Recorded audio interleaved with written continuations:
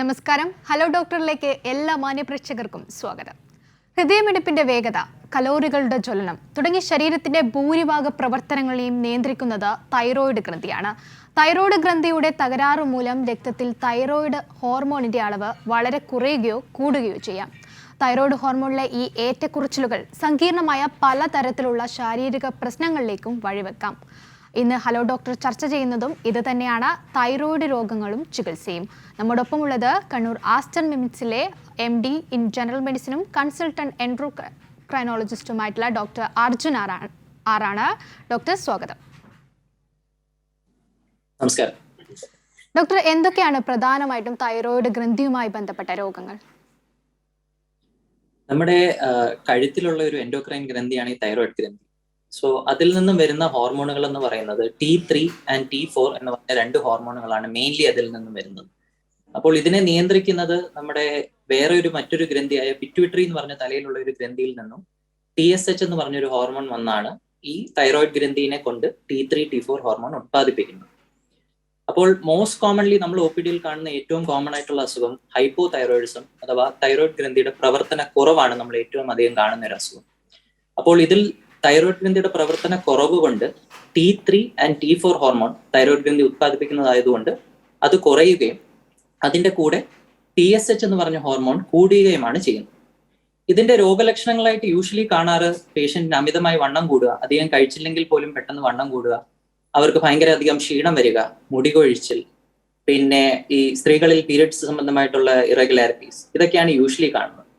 ഇതിനെ നമ്മൾ കൊടുക്കുന്ന മരുന്നെന്ന് പറയുന്നത് ലീവോതൈറോക്സിൻ എന്ന് പറഞ്ഞൊരു മരുന്നാണ് നമ്മൾ ഇതിന് കൊടുക്കുന്നത്. ഇപ്പൊ ഗ്രന്ഥിയുടെ പ്രവർത്തനം കുറവുള്ളതുപോലെ തന്നെ തിരിച്ച് നിങ്ങൾ പറഞ്ഞതുപോലെ ഗ്രന്ഥിയുടെ പ്രവർത്തനം കൂടുതൽ, അതായത് ഗ്രന്ഥിയുടെ പ്രവർത്തനം കൂടുതൽ കൊണ്ട് T3 T4 ഹോർമോൺ കൂടുകയും TSH താന്നു പോകുകയും. അപ്പൊ ഈ അസുഖത്തിന്റെ പേരാണ് ഹൈപ്പർ തൈറോയിഡിസം. ഇതിന്റെ രോഗലക്ഷണങ്ങളായിട്ട് യൂഷ്വലി കാണാറ് പേഷ്യന്റിന് പെട്ടെന്ന് വെയിറ്റ് കുറയുക, എത്ര ആഹാരം കഴിച്ചിട്ടും വെയിറ്റ് കുറയുക, പിന്നെ ഇതല്ലാതെ നെഞ്ചിടിപ്പ്, അമിതമായി വിയർക്കുക, കൈവിറയൽ, ഉറക്കക്കുറവ്. അപ്പൊ ഇതൊക്കെയാണ് ഹൈപ്പർ തൈറോയിഡിസത്തിന്റെ രോഗലക്ഷണങ്ങൾ. അപ്പോൾ ഹൈപ്പർ തൈറോയിഡിസത്തിന് നമ്മൾ കൊടുക്കുന്ന മരുന്ന് വേറെയാണ്. അതിന് കാർബിമെസോൾ അഥവാ മേത്തിമെസോൾ എന്ന് പറഞ്ഞൊരു മരുന്ന് കൊടുക്കാറുണ്ട്. അതല്ലാതെ നമ്മൾ സർജറി, ചില പ്രത്യേക സാഹചര്യങ്ങളിൽ സർജറി അല്ലെങ്കിൽ റേഡിയോ അയഡിൻ ചികിത്സ കൊടുക്കാറുണ്ട്. ഇത് രണ്ടും അല്ലാതെ മൂന്നാമത് നമ്മൾ കാണുന്നത് തൈറോയിഡ് ഗ്രന്ഥിയിലെ മുഴകളാണ്. ഈ മൂന്ന് അസുഖങ്ങളാണ് നമ്മൾ യൂഷ്വലി OPD തൈറോയിഡ് അസുഖങ്ങളായിട്ട് വരുന്ന ആൾക്കാരിൽ കാണുന്നത്. ഡോക്ടർ, നമുക്കിപ്പോൾ ഒരു പ്രേക്ഷകൻ കൂടി ചേരുന്നുണ്ട്. മൂവാറ്റുപുഴയിൽ നിന്ന് ഷജീനയാണ്. ഷജീന, കേൾക്കാമോ? കേൾക്കാം. ഡോക്ടറോട് ഹലോ ഡോക്ടറെ. പറഞ്ഞോളൂ ഷജീന. ഞാൻ മൂവാറ്റുപുഴന്നാണ് വിളിക്കണേ. എനിക്ക് പറഞ്ഞോളൂ. കേൾക്കാം. എനിക്ക് 32 വയസ്സുണ്ട്. 6 വർഷമായിട്ട് ഞാൻ തൈറോയിഡിന്റെ ഗുളിക കഴിക്കുവാണ്. എത്ര വർഷമായിട്ട്? 6 വർഷമായിട്ട്. 6 വർഷമായിട്ട്. ഓക്കെ. എത്ര ഗുളികയാണ് എടുക്കുന്നത്? അന്ന് ഞാൻ രണ്ടാമത്തെ കുട്ടിക്ക് പ്രഗ്നന്റ് ആയിരുന്നപ്പോഴാണ് തുടങ്ങിയത്. അന്ന് ഞാൻ 12ന്റെ ഗുളിക മുതലാണ് കഴിച്ചോണ്ടിരുന്നത്. അപ്പൊ കൂടും കുറയും. ഇപ്പൊ ഞാൻ 100ന്റെ ഗുളിക കഴിക്കണേ. ഓക്കെ. ഈ തൈറോയിഡിന്റെ ഗുളിക ഇങ്ങനെ ഡോസ് മാറുന്നതാണോ സംശയം? ഇത് എന്നെ ഇങ്ങനെ എപ്പോഴും കൂടും കുറയും ചെയ്തോണ്ടിരിക്കണേ. ഓക്കെ. ഹൈപ്പോ തൈറോയിഡിസം അഥവാ തൈറോയിഡ് ഗ്രന്ഥിയുടെ പ്രവർത്തന കുറവുള്ളപ്പോഴാണ് നിങ്ങൾക്ക് ഈ പറഞ്ഞ ലീവോതൈറോക്സിൻ എന്ന് പറഞ്ഞ മരുന്ന് തരുന്നത്. അപ്പൊ ഈ ലീവോതൈറോക്സിൻ മരുന്ന് എടുക്കുന്നവരിൽ നമ്മൾ കോമൺ ആയിട്ട് കാണുന്ന ചില കാര്യങ്ങളിൽ നിന്നും ഇങ്ങനെ ഈ ഡോസ് എപ്പോഴും മാറിക്കൊണ്ടിരിക്കാം. ഏറ്റവും ആദ്യം ശ്രദ്ധിക്കേണ്ട കാര്യം എന്ന് പറഞ്ഞാൽ, നമ്മൾ തൈറോയിഡ് മരുന്ന് എടുക്കുന്നവർ ഒരിക്കലും ടാബ്ലറ്റ് മിസ്സാവാൻ പാടില്ല. നമ്മൾ 6 ആഴ്ച കൂടുമ്പോൾ നിങ്ങൾ ഡോക്ടറിനെ കാണുമ്പോൾ ടെസ്റ്റ് ചെയ്യുന്നതിൽ 6 ആഴ്ചയിൽ നിങ്ങൾ 1 or 2 ടാബ്ലറ്റ് മിസ്സായാൽ പോലും ആ ബ്ലഡ് ടെസ്റ്റിൽ ഭയങ്കരമായിട്ടുള്ള വേരിയേഷൻസ് വരാം. അപ്പൊ കൃത്യമായിട്ട് എന്തെങ്കിലും ഒരു നമ്മൾ ഡോസ് ചേഞ്ച് ചെയ്യുകയാണെങ്കിൽ നമ്മൾ മിനിമം ഒരു 6 ആഴ്ചയെങ്കിലും ആ മരുന്ന് ഒരു ടാബ്ലറ്റ് പോലും മിസ്സാവാതെ കഴിക്കേണ്ടതാണ്. അതൊന്ന്. രണ്ടാമതായി നമ്മൾ കോമൺ ആയിട്ട് കാണുന്ന ഒരു പ്രശ്നം എന്ന് പറയുന്നത്, ടാബ്ലറ്റ് എടുത്ത് ഉടനെ ആഹാരം കഴിക്കുക അല്ലെങ്കിൽ ചായ കാപ്പി കുടിക്കുക. തൈറോയിഡ് ടാബ്ലറ്റിന്റെ അബ്സോർപ്ഷൻ ഏറ്റവും കൂടുതൽ ഉണ്ടാവുന്നത് വെറും വയറ്റിലാണ്. അപ്പൊ രാവിലെ എണീക്കുമ്പോൾ തന്നെ തൈറോയിഡ് ടാബ്ലറ്റ് കഴിച്ചതിന് ശേഷം മിനിമം 1 മണിക്കൂറെങ്കിലും ഗ്യാപ്പ് കഴിഞ്ഞിട്ട് ചായ കാപ്പി ആഹാരം എന്താണെങ്കിലും കഴിക്കാൻ പാടുള്ളൂ. അപ്പൊ ഇതാണ് രണ്ടാമത്തെ ഒരു ഇഷ്യൂ കാണാറുള്ളത്. മൂന്നാമത് ഇങ്ങനെ ഈ ഡോസ് ചേഞ്ചിൽ വേരിയേഷൻസ് വരുന്നതിൽ നമ്മൾ ശ്രദ്ധിക്കാറുള്ളത്, ടാബ്ലറ്റ് ചിലർ മുറിച്ച് കഴിക്കാറുണ്ട്. നമ്മൾ എപ്പോഴും ഡോസ് ചേഞ്ചുകൾ എപ്പോഴും വരുന്നത് കൊണ്ട് ഓരോ കുപ്പിയും വാങ്ങിക്കാനുള്ള ഒരു ബുദ്ധിമുട്ട് കൊണ്ട് ചിലപ്പോൾ ഡോസ് ചേഞ്ചുകൾ വരുത്തുന്നത് കൊണ്ട് എപ്പോഴും ടാബ്ലറ്റ് മുറിച്ച് കഴിക്കാറുണ്ട്. അപ്പൊ മുറിച്ച് കഴിക്കുമ്പോൾ ഈ നമ്മൾ ഉദ്ദേശിക്കുന്ന ഡോസ് എപ്പോഴും കിട്ടണമെന്നില്ല. അപ്പൊ ഈ ഒരു ഇഷ്യൂ കൊണ്ടും ചിലപ്പം കൂടിയും കുറഞ്ഞും നിൽക്കാം. പിന്നുള്ളത് അത്രയ്ക്ക് കോമൺ ആയിട്ടുള്ള കാര്യമല്ല. ഈ വേറെ ടാബ്ലറ്റുകൾ കൂടെ എടുക്കുമ്പോൾ ഈ ഗ്യാസിനുള്ള ടാബ്ലറ്റ് അല്ലെങ്കിൽ അയൺ ടാബ്ലറ്റ്, കാൽഷ്യം ടാബ്ലറ്റ്, ഇതൊക്കെ തൈറോയിഡ് മെഡിസിന്റെ കൂടെ എടുക്കുകയാണെങ്കിലും കുറച്ച് വേരിയേഷൻസ് വരാൻ ചാൻസ് ഉണ്ട്. ഞാൻ ചോദിച്ച ഡോക്ടറെ, ഞാൻ ഒരു ഒന്നര മണിക്കൂർ ഗുളിക കഴിച്ചതിന് ശേഷം 1.5 മണിക്കൂർ കഴിഞ്ഞിട്ടാണ് ഞാൻ ഭക്ഷണം എന്തെങ്കിലും കഴിക്കാറുള്ളൂ. പിന്നെ ഈ 6 വർഷമായിട്ടും ഞാൻ ഇതുവരെയായിട്ടും ഗുളിക നിർത്തിയിട്ടില്ല. ഒരു ദിവസം വരെ മിസ്സായിട്ടില്ല. പിന്നെ നമ്മുടെ ഗ്രന്ഥിയുടെ പ്രവർത്തനവും ചിലപ്പം ഇടയ്ക്ക് കൂടുന്നു കുറഞ്ഞു ഭാഗമായിട്ട് കുറച്ച് വേരിയേഷൻസ് വരാം. അതും ഇതെല്ലാം ശരിയാണെന്നുണ്ടെങ്കിൽ ഇതിലൊന്നും ഒരു തെറ്റില്ല എന്ന് നിങ്ങൾക്ക് ഉറപ്പാണെങ്കിൽ ചിലപ്പോൾ ഗ്രന്ഥിയുടെ പ്രവർത്തനത്തിന്റെ ഒരു വേരിയേഷൻ കൊണ്ടും ആവാം. പിന്നെ ഇതിന്റെ ഭക്ഷണ നിയന്ത്രണം എങ്ങനെയാ ഡോക്ടറെ? ഏതാ ഭക്ഷണ നിയന്ത്രണമാണോ ഈ തൈറോയിഡിന്റെ? ഭക്ഷണ നിയന്ത്രണമായിട്ട് നിങ്ങളൊന്നും ചെയ്യേണ്ട ആവശ്യമില്ല. പ്രത്യേകിച്ച് ക്യാബേജ്, കോളിഫ്ലവർ കഴിക്കരുതെന്നൊക്കെ ഒരു ഇതുണ്ട്. പക്ഷെ എന്നാലും മിതമായ ക്വാണ്ടിറ്റിയിൽ കുക്ക് ചെയ്ത് ക്യാബേജ്, കോളിഫ്ലവർ എന്ത് വേണമെങ്കിലും നിങ്ങൾക്ക് കഴിക്കാം. അതൊരു ചിലർ വരും ഒരുപാട് വർഷങ്ങളായിട്ട് ക്യാബേജ് കഴിച്ചിട്ടില്ല, കോളിഫ്ലവർ കഴിച്ചിട്ടില്ല, അപ്പം അത് കഴിക്കാം. നമുക്ക് മിതമായ ക്വാണ്ടിറ്റിയിൽ കുക്ക് ചെയ്ത് കഴിക്കുന്നതിൽ ഒരു തെറ്റുമില്ല. തൈറോയിഡ്, ഹൈപ്പോ തൈറോയിഡിസം നിങ്ങൾക്കുള്ള അസുഖത്തിൽ പ്രത്യേകിച്ച് ആഹാര ക്രമീകരണങ്ങളായിട്ടൊന്നും ശ്രദ്ധിക്കേണ്ട കാര്യമില്ല. ഈ 1 മണിക്കൂർ ഗ്യാപ്പ് മാത്രം ഒന്ന് ശ്രദ്ധിച്ചാൽ മതി. അല്ലാതെ പ്രത്യേകിച്ച് ഒരു ആഹാരം കഴിക്കാൻ പാടില്ല എന്നുള്ളൊരു നിങ്ങൾ ശ്രദ്ധിക്കേണ്ട ആവശ്യമില്ല ഇതിന് വേണ്ടിയിട്ട്. അതെ, ഇതിന് വേറെ ചികിത്സ എന്തെങ്കിലും നമ്മള് എൻഡോക്രോളജിസ്റ്റിനെ മാത്രം കണ്ട് നമ്മള് അതിന് ചികിത്സ നടണോ? എൻഡോക്രൈനോളജിസ്റ്റ് ചികിത്സിക്കാൻ പറ്റും, ഫിസിഷ്യനെ ചികിത്സിക്കാൻ പറ്റും. തൈറോയിഡ്, ഹൈപ്പോ തൈറോയിഡിസം ഇവർക്ക് എല്ലാവർക്കും ചികിത്സിക്കാവുന്ന ഒരു അസുഖമാണ്. അതല്ലേ, ഇത് തീർത്തും നമുക്ക് നിർത്താൻ മാറൂലേ? നിങ്ങൾ ഇപ്പൊ എടുക്കുന്നത് 100-ന്റേതല്ലേ? 6 വർഷമായിട്ട് എടുത്തോണ്ടിരിക്കുകയല്ലേ? അത് ചിലപ്പോഴൊക്കെ 89 വരാം, 80 വരാം. അങ്ങനെ ഡോസ് കുറഞ്ഞും കൂടിയും തന്നുകൊണ്ടിരിക്കുക. ഡോസ് ഒരിക്കലും അങ്ങനെ തീരെ ഒരു ഡോസ് അങ്ങ് താന്നു പോയിട്ടില്ലല്ലോ. ഇല്ല.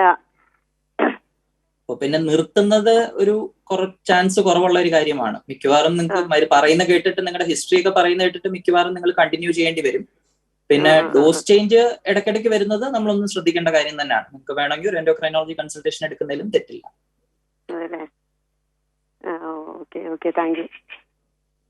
വ്യക്തമാണെന്ന് വിചാരിക്കുന്നു ഡോക്ടർ. അതുപോലെ തന്നെ ഈ തൈറോയ്ഡ് മുഴകളുടെ കാര്യത്തിലും കൂടുതൽ ശ്രദ്ധ ചെലുത്തേണ്ടതല്ലേ? എന്തൊക്കെയാണ് ഈ അത് നിർണ്ണയിക്കാനുള്ള ടെസ്റ്റുകളും അതുമായി ബന്ധപ്പെട്ട കാര്യങ്ങൾ? ഫസ്റ്റ് ഓഫ് ഓൾ നമ്മൾ മനസ്സിലാക്കേണ്ട കാര്യം എന്ന് പറഞ്ഞാൽ, തൈറോയിഡ് മുഴകൾ എല്ലാ മുഴകളും ക്യാൻസറസ് മുഴകളല്ല. അപ്പോൾ നമ്മൾ 1% ആൾക്കാരിൽ നമ്മൾ സ്കാൻ ചെയ്ത് നോക്കിയ ഒരുപാട് പേർക്ക് തൈറോയിഡ് മുഴകൾ ഉണ്ടാവാം. അപ്പോൾ നമ്മൾ ശ്രദ്ധിക്കേണ്ടത് ആ മുഴയിൽ എന്തെങ്കിലും സംശയങ്ങൾ ഉണ്ടോ എന്ന് അറിയാൻ വേണ്ടിയിട്ട് നമുക്ക് 2 ടെസ്റ്റാണ് ഉള്ളത്. ഒന്ന് അൾട്രാസോണോഗ്രഫി എന്ന് പറയും. അതങ്ങനെ പ്രത്യേകിച്ച് ഒരു പ്രിപ്പറേഷനും ഒന്നും വേണ്ട ഒരു ടെസ്റ്റ് അല്ല. നിങ്ങൾക്ക് എപ്പോൾ വേണമെങ്കിലും ഹോസ്പിറ്റലിൽ പോയിട്ട് അൾട്രാസോണോഗ്രഫി ചെയ്യാവുന്നതാണ്. അപ്പൊ അത് ചെയ്യുന്നത് റേഡിയോളജിസ്റ്റ് ആണ്. അത് ചെയ്ത് കഴിയുമ്പോൾ അതിനായിട്ട് നമുക്കത് ചെയ്യുന്ന രീതിയിൽ നമുക്ക് എന്തെങ്കിലും സംശയങ്ങൾ ഉണ്ടെങ്കിൽ, അതായത് ക്യാൻസർ സംബന്ധമായിട്ടുള്ള എന്തെങ്കിലും സംശയങ്ങൾ കാണുവാണെങ്കിൽ നമുക്ക് ചിലപ്പോൾ ഒരു FNAC ടെസ്റ്റ് ചെയ്യേണ്ടി വരും. FNAC ടെസ്റ്റ് എന്ന് പറയുമ്പോൾ ഒരു നീഡിൽ ടെസ്റ്റ് ആണ്. അത് നമ്മൾ ഗ്രന്ഥി നോക്കിയിട്ട്, ഗ്രന്ഥിക്കകത്തുള്ള തടിപ്പ് ഏതാണെന്ന് നോക്കിയിട്ട് സംശയാസ്പദമായ ഏതെങ്കിലും തടിപ്പുകൾ ഉണ്ടെങ്കിൽ അതിൽ നിന്നും ഈ നീഡിൽ കൊണ്ട് ചെറിയൊരു സ്മോൾ ഇതെടുത്ത് നമ്മൾ പരിശോധിക്കുകയാണ് എന്താണെന്ന് അറിയാൻ വേണ്ടിയിട്ട്. അത് പരിശോധിക്കുന്നത് പത്തോളജിസ്റ്റ് ആണ്. അപ്പോൾ എല്ലാ തൈറോയിഡ് ഗ്രന്ഥി മുഴകളും ക്യാൻസറസ് അല്ല. എല്ലാ മുഴകളും FNAC ചെയ്യേണ്ട ആവശ്യമില്ല. അപ്പോൾ ഫസ്റ്റ് ചെയ്യേണ്ടത് ഒരു ഡോക്ടറിന്റെ നിർദ്ദേശപ്രകാരം അൾട്രാസൗണ്ട് സ്കാൻ ആണ് ഫസ്റ്റ് ചെയ്യേണ്ടത്. അതിൽ സൈസ് നിർണ്ണയിക്കണം, അതിലെന്തെങ്കിലും മോശമായിട്ടുള്ള ഫീച്ചേഴ്സ് ഉണ്ടോ എന്നുള്ളത് നിർണ്ണയിക്കണം. അപ്പോൾ അത് പ്രകാരമാണ് FNAC ചെയ്യേണ്ടതാണോ അല്ലയോ എന്ന് ഡോക്ടർ തീരുമാനിക്കുന്നത്. അതിനുശേഷം FNAC ടെസ്റ്റും അൾട്രാസൗണ്ട് ടെസ്റ്റും വെച്ചാണ് നമ്മൾ മനസ്സിലാക്കുക ഒരു മുഴ പ്രശ്നമുള്ള മുഴയാണോ അതോ അല്ലയോ എന്നോ. ഡോക്ടർ, അതുപോലെ തന്നെ ഈ സ്ത്രീകളിലാണ് തൈറോയ്ഡ് ഏറ്റവും കൂടുതലായി കാണപ്പെടുന്നു എന്ന് കേൾക്കുന്നത്. ഇതിൽ എന്തെങ്കിലും വാസ്തവമുണ്ടോ? അതിനെക്കുറിച്ച് കൂടി. ഉണ്ട്. ഈ മിക്കവാറും ഈ ഓട്ടോഇമ്മ്യൂൺ അസുഖങ്ങൾ എന്ന് പറയും. ഓട്ടോഇമ്മ്യൂൺ അസുഖങ്ങൾ കൂടുതലും സ്ത്രീകളിലാണ് കാണപ്പെടുന്നത്. തൈറോയിഡിൽ നമ്മൾ ഈ കാണുന്ന ഹൈപ്പോ തൈറോയിഡിസം, അതായത് ഹാഷിമോട്ടോ ഓട്ടോഇമ്മ്യൂൺ തൈറോയിഡൈറ്റിസ് അഥവാ ഗ്രേവ്സ് ഡിസീസ് എന്ന് പറയുന്നത് ഹൈപ്പർ തൈറോയിഡിസവും ഒരു ഓട്ടോഇമ്മ്യൂൺ അസുഖമാണ്. ഇത് രണ്ടും കൂടുതലും സ്ത്രീകളിലാണ് കാണപ്പെടുന്നത്. ഡോക്ടർ, നമുക്കൊരു പ്രേക്ഷക കൂടി ചേരുന്നുണ്ട്. പൊന്നമ്മയാണ് കോട്ടയത്ത് നിന്ന്. പൊന്നമ്മ കേൾക്കാമോ? കേൾക്കാം. ഡോക്ടറോട് ചോദിച്ചോളൂ. പറയൂ മാഡം. ഹലോ, പറയൂ മാഡം. നമസ്തേ സാറ്. പറയൂ. നമസ്തേ സാറ്. എനിക്കിപ്പോ 70 വയസ്സുണ്ട്. എനിക്ക് പ്രഷർ രോഗമുണ്ട്, അതിന് ഞാൻ മരുന്ന് കഴിക്കുന്നുണ്ട്. കൊളസ്ട്രോൾ ഉണ്ട്, അതിന് മരുന്ന് കഴിക്കുന്നുണ്ട്. തൈറോയിഡിന്റെ ഓപ്പറേഷൻ ചെയ്തിട്ട് ഇപ്പൊ 9 വർഷം ആയി. ഞാനിപ്പോഴും രാവിലെ സാറ് മുമ്പേ ക്ലാസ് എടുത്തപ്പം പറഞ്ഞ് വെളുപ്പിനെ മരുന്ന് കഴിക്കണമെന്ന്. വെളുപ്പിനെ ഞാൻ മരുന്ന് കഴിക്കുന്നുണ്ട് വെറും വയറ്റില്. പക്ഷേ എനിക്കിപ്പം കുറച്ച് ഈയിടെ പനി വന്നു കഴിഞ്ഞപ്പം എന്തോ തൊണ്ണയ്ക്കൊക്കെ ഒരു ചുമ പോലെ, ഒരു എരിവ് പോലെ, എരിവൊക്കെ കഴിക്കുമ്പോൾ പെട്ടെന്ന് അങ്ങ് ചുമക്കുകയും ഒരു വിക്കല് പോലെ വരികയൊക്കെ ചെയ്യുന്നുണ്ട്. ഇന്ന് ഞാൻ ഗുളിക കഴിച്ചോണ്ടിരിക്കുക, കാൽസ്യത്തിന്റെ ഗുളിക കഴിക്കുന്നുണ്ട്. പിന്നെ കാൽസ്യം ഞാൻ ഇടയ്ക്ക് നോക്കുന്നുണ്ട്. കാൽസ്യം ഒക്കെ നോർമലാ, അപ്പം തൈറോയിഡ് നോർമലാന്ന് പറഞ്ഞു. ഞാൻ 2 മാസം ഒക്കെ കൂടുമ്പോ ഇതെല്ലാം നോക്കുന്നുണ്ട്. അന്നേരം ആദ്യം 100 മില്ലിയുടെ ഗുളിക കഴിച്ച് ഇപ്പം 50 ആക്കി, ഇപ്പൊ 25 കഴിച്ച്. പക്ഷെ അതിന്റെ ആവശ്യമില്ലെന്നാ പറയുന്ന ഡോക്ടർമാരോ. ഗവൺമെന്റ് ആശുപത്രിന്നാ ഞാൻ ചെക്കപ്പ് ചെയ്യുകയും മരുന്നൊക്കെ മേടിച്ച് കഴിക്കുകയും ഒക്കെ ചെയ്യുന്നത്. അത് സാറേ ഈ തൈറോയിഡിൽ നിന്നും അല്ലാന്ന് ഇങ്ങനെ നമുക്ക് ഈ എരിവ് അങ്ങോട്ട് ചെല്ലുമ്പം തൊണ്ണയ്ക്ക് എന്തൊക്കെയോ ഒരു വിഷമമാണ്. തൈറോയിഡിൻ്റെതാവാൻ ചാൻസ് കുറവാണമ്മ. അമ്മ എടുത്തു കളഞ്ഞ മുഴയ്ക്കകത്ത് കുഴപ്പമൊന്നും ഇല്ലെന്നല്ലേ പറഞ്ഞത്? അല്ല, എടുത്തു കളഞ്ഞു. അത് മൊത്തമേ എടുത്തു കളഞ്ഞു. 7 വർഷം കഴിഞ്ഞു. 8 വർഷത്തോളം എടുത്തു കളഞ്ഞിട്ട്. എടുത്തു കഴിഞ്ഞ മുഴ നോക്കിയപ്പോൾ അതിനകത്ത് പ്രശ്നമൊന്നും ഇല്ലെന്നല്ലേ അവര് പറഞ്ഞത്? ഇല്ല, അവര് ചെക്കപ്പ് ചെയ്തിട്ട് പിന്നെ വിളിച്ചറിയിച്ചായിരുന്നു. പിന്നെ രണ്ടാമതും പോയി ചെക്കപ്പ് ചെയ്ത് അന്നേരം പറഞ്ഞ തിരുവനന്തപുരത്ത് എങ്ങാണ്ട് അയച്ചു. അതിന്റെ റിസൾട്ട് വന്ന് കുഴപ്പമൊന്നും ഇല്ലെന്നാ പറഞ്ഞത്. കുഴപ്പമില്ല. അപ്പൊ പിന്നെ തൈറോയിഡ് ഇപ്പം നോർമൽ തൈറോയിഡ് ടെസ്റ്റ് നോർമൽ ആണെങ്കിൽ ഈ പറയുന്ന ബുദ്ധിമുട്ടുകൾ തൈറോയിഡിന്റെ ആവാൻ ചാൻസ് കുറവാണമ്മ. പിന്നെ രണ്ടാമതൊരു കാരണം ഉള്ളത് ഈ കാൽഷ്യത്തിന്റെ ഗുളികകൾ. അതെ, ഈ കാൽഷ്യത്തിന്റെ ഗുളികകൾ ചിലർക്ക് ഗ്യാസിന്റെ ഒരു ബുദ്ധിമുട്ട് വരാനുള്ള ഒരു ടെൻഡൻസി ചിലരിൽ കാണാം. അപ്പൊ അത് അമ്മ അങ്ങനെ ഒന്ന് പറഞ്ഞു കഴിഞ്ഞാൽ, ഡോക്ടറിനെ ചെന്ന് കണ്ട് ഗ്യാസ് കൂടുതലാന്ന് പറഞ്ഞു കഴിഞ്ഞാൽ അവരിപ്പോ എടുക്കുന്ന ഗുളിക മാറ്റി വേറെ ഒരു ഗുളിക ആക്കി തരുമ്പോൾ അമ്മയ്ക്ക് കുറച്ച് ആശ്വാസം വരാനുള്ള ഒരു ചാൻസ് ഉണ്ട് ഇതിന്റെ ആണെങ്കിൽ.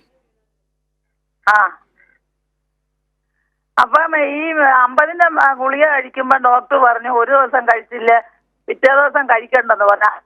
ശരിയായ നടപടിയാണോ സാറേ? അമ്മ അതിനുള്ള ഉത്തരവാണ് നേരത്തെ ഞാൻ പറഞ്ഞമ്മ. അതായത്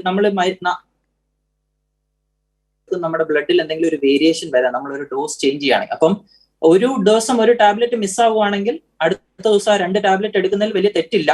പക്ഷെ അതൊരു ശീലമാക്കരുത് എന്നുള്ളതാണ് എന്റെ അഭിപ്രായം. കാരണം നമുക്ക് കുറച്ച് വേരിയേഷൻസ് ഒക്കെ അതിൽ ഉണ്ടാവാം, പക്ഷെ എന്നാലും വലിയ തോതിൽ വരാനില്ല. ചെയ്യാം അങ്ങനെ. ഹലോ ഡോക്ടറിൽ ഇനിയൊരു ചെറിയ ഇടവേളയാണ്. ഇടവേളയ്ക്ക് ശേഷം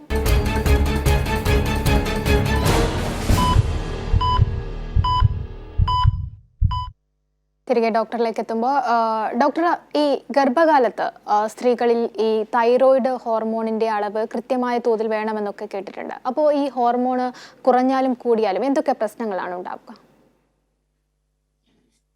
ഗർഭകാലത്ത് പ്രത്യേകിച്ച് നമ്മൾ കുറച്ചുകൂടെ സൂക്ഷിക്കേണ്ട ഒരു ടൈമാണ്. അതായത് മുമ്പേ പ്രഗ്നൻസി കൺഫേം ചെയ്യുന്നതിന് മുന്നേ തന്നെ തൈറോയിഡിന് മരുന്ന് എടുക്കുന്ന ആൾക്കാരാണെങ്കിൽ അതിൻ്റെതായ രീതിയിൽ ഡോസ് ചേഞ്ചുകൾ വരുത്തേണ്ടി വരും. പിന്നെ അഥവാ അല്ലാതെ തന്നെ നോർമൽ പ്രഗ്നൻസിയിൽ പോലും തൈറോയിഡ് ടെസ്റ്റിൽ കുറച്ച് വേരിയേഷനും കാര്യങ്ങളും കാണാവുന്നതാണ്. നമ്മുടെ പ്രഗ്നൻസി സംബന്ധമായിട്ട് HCG എന്ന് പറഞ്ഞൊരു ഹോർമോൺ ഉണ്ട്. ആ ഹോർമോൺ, വേറെയും കുറെ ഹോർമോണൽ ചേഞ്ചസ് ഉണ്ട്, ബട്ട് മെയിൻലി HCG കാരണം തന്നെ നമ്മുടെ ഈ തൈറോയിഡ് ബ്ലഡ് ടെസ്റ്റിൽ കുറെ വേരിയേഷൻസ് വരാൻ എക്സ്പെക്റ്റഡ് ആണ്. അപ്പം അതുകൊണ്ട് പിന്നെ മാത്രമല്ല കുട്ടികളുടെ ബ്രെയിൻ ഡെവലപ്മെന്റും അതിനും എല്ലാത്തിനും നമ്മുടെ പ്രഗ്നൻസിയിൽ തൈറോയിഡ് ടെസ്റ്റ് എപ്പോഴും നോർമൽ ആയിട്ട് തന്നെ ഇരിക്കേണ്ടതാണ്. ഓരോ പ്രഗ്നൻസി ട്രൈമസ്റ്റർ, അതായത് ആഴ്ച വെച്ച് ഓരോ കട്ട് ഓഫ് റേഞ്ച് നമ്മൾ ഉണ്ട് ഓരോ ഇതിനും ആഴ്ച അനുസരിച്ച്. അപ്പൊ ആ റേഞ്ചിനകത്ത് തന്നെ നമ്മൾ മരുന്ന് എത്ര ഡോസ് അഡ്ജസ്റ്റ്മെന്റ് വരുത്തിയാലും ആ റേഞ്ചിൽ തന്നെ നിർത്തണം. അതാണ് മെയിൻലി ശ്രദ്ധിക്കേണ്ട കാര്യം. ഇത് ഹൈപ്പോ തൈറോയിഡിസത്തിന്റെ കാര്യം. ഹൈപ്പർ തൈറോയിഡിസത്തിന്റെ കുറച്ചുകൂടെ കോംപ്ലിക്കേറ്റഡ് ആണ്. അത് നമ്മൾ കുറച്ചുകൂടെ ശ്രദ്ധിക്കേണ്ട കാര്യം തന്നെയാണ്. ഡോക്ടർ, അതുപോലെ തന്നെ ഈ തൈറോയ്ഡ് ക്യാൻസറിനെ കുറിച്ച് ആളുകൾ വലിയധികം ബോധവാന്മാരായിരിക്കില്ല. അപ്പോൾ അതിനെ കുറിച്ച് കൂടി ഈ എൻഡോക്രൈനോളജിസ്റ്റിന്റെ അടുത്ത് വരുന്ന ഒരു ഏറ്റവും കോമൺ ടൈപ്പ് ക്യാൻസർ ആണ് ഈ തൈറോയിഡ് ക്യാൻസർ. അപ്പോൾ തൈറോയിഡ് ക്യാൻസറിനെ പറ്റി സംസാരിക്കുകയാണെങ്കിൽ ഞാൻ നേരത്തെ പറഞ്ഞിരുന്ന പോലെ എല്ലാ തൈറോയിഡ് മുഴകളും ക്യാൻസറസ് അല്ല. അപ്പൊ അതുപോലെ തന്നെ നമ്മൾ എങ്ങനെയാണ് അത് ഡയഗ്നോസ് ചെയ്യുന്നതിൽ എന്ന് ചോദിച്ചു കഴിഞ്ഞാൽ, നമുക്കൊരു കഴുത്തിലൊരു മുഴയുണ്ടെന്ന് നമുക്ക് അറിയാമെങ്കിൽ നമ്മൾ അൾട്രാസൗണ്ട് ചെയ്ത് FNAC ചെയ്ത് നമ്മൾ അതിൽ ക്യാൻസറസ് ഇത് ഒന്നുമില്ല എന്ന് നമ്മൾ ഉറപ്പുവരുത്തണം. ഇനി തൈറോയിഡ് ക്യാൻസറിനെ പറ്റി സംസാരിക്കുകയാണെങ്കിൽ ഏത് പ്രായക്കാർക്കും തൈറോയിഡ് ക്യാൻസർ വരാവുന്നതാണ്.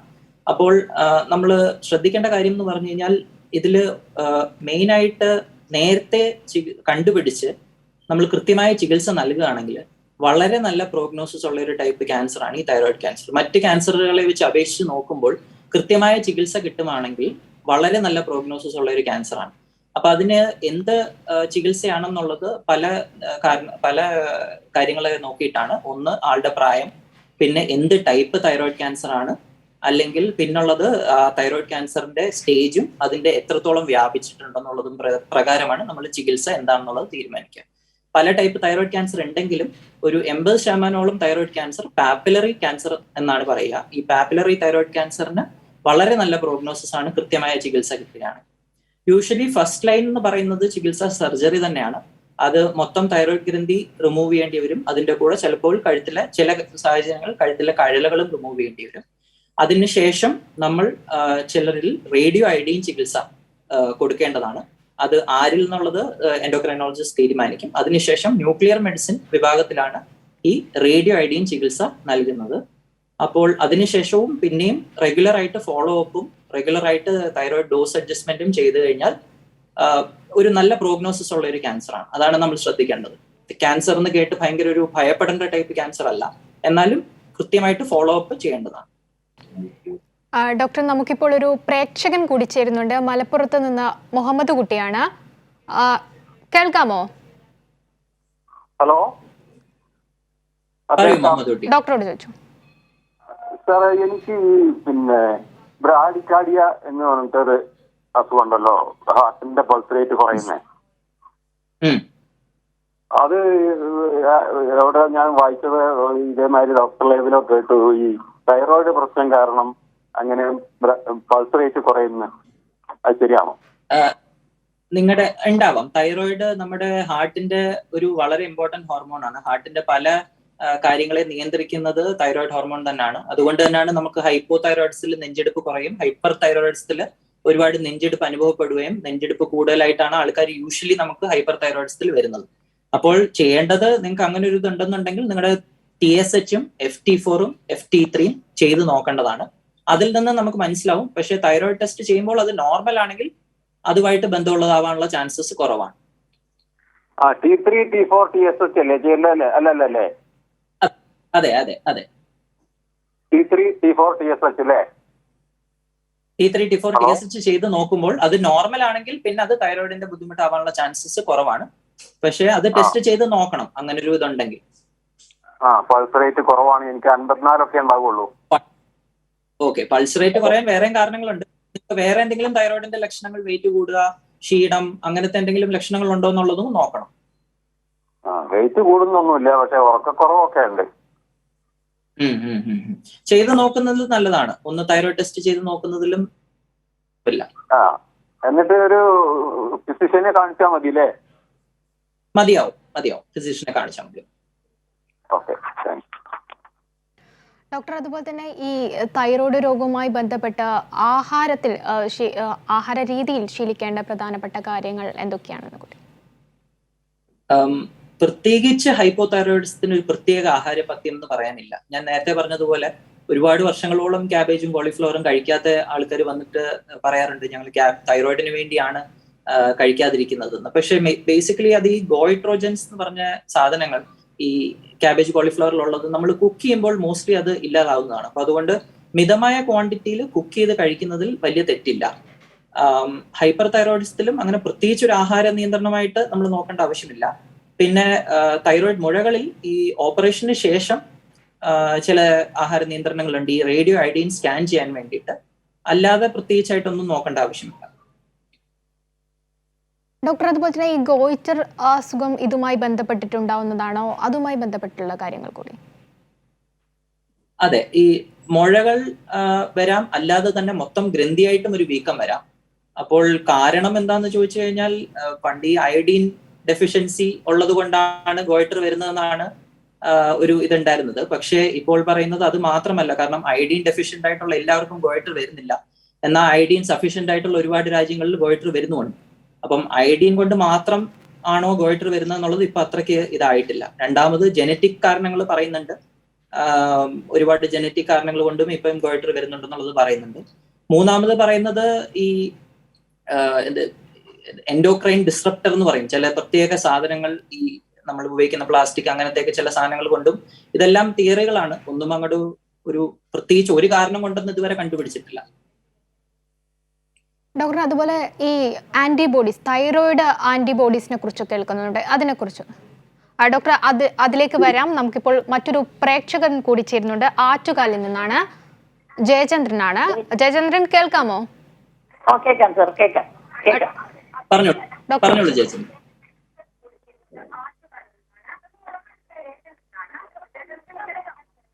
കേൾക്കാം. ഞാൻ ഡോക്ടർ, ഹലോ, ടിവിയിൽ ശ്രദ്ധിക്കാതെ ചോദിക്കാമോ? ഡോക്ടർ ജി, ഒരു കേൾക്കാമോ ഡോക്ടർ? കേൾക്കാം, പറഞ്ഞോളൂ. ഞാൻ വിളിച്ചതേ, ഇപ്പൊ വൈഫിനെ തൈറോയിഡിന്റെ ഒരു സർജറി ചെയ്തായിരുന്നു. അപ്പൊ ഈ തൈറോയിഡിന്റെ അല്ല, ഒരു കഴല ചെറുതായിട്ടുണ്ടായിരുന്നു.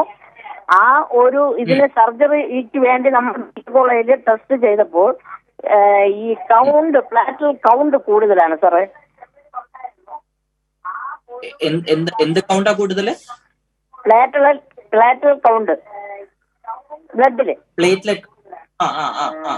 ഓക്കെ. അപ്പോഴത് എന്തുകൊണ്ട് സാർ? അത് ഇതുമായിട്ട് ബന്ധമുള്ളതാണെന്നാണോ ചോദിക്കുന്നത്? അതാണ് സാറേ. അത് ഇങ്ങനെ ടെസ്റ്റ് നമ്മളിപ്പോ സർജറി കഴിഞ്ഞായിരുന്നു. പക്ഷെ ഈ കൗണ്ട് ലക്ഷങ്ങളാണ്. ഇപ്പൊ 12-13 ലക്ഷമൊക്കെ നിൽക്കുകയാണ്. 12-13 ലക്ഷത്തിൽ നിൽക്കുകയാണ് അല്ലെ? അപ്പോൾ അത് നമുക്കൊന്ന് തീർച്ചയായും അത് പരിശോധിക്കേണ്ടത് തന്നെയാണ്. ഇതുമായിട്ട് ബന്ധമുള്ളതാവാനുള്ള ചാൻസസ് കുറവാണ്. അതപ്പം നിങ്ങൾ കാണിക്കേണ്ടത് ഒരു ഹെമറ്റോളജിസ്റ്റ് എന്ന് പറഞ്ഞ ഒരാളെയാണ് അത് കാണിക്കേണ്ടത്. അപ്പോൾ ഇതുമായിട്ടുള്ളത് ബന്ധമാവാനുള്ള ചാൻസ് കുറവാണ്.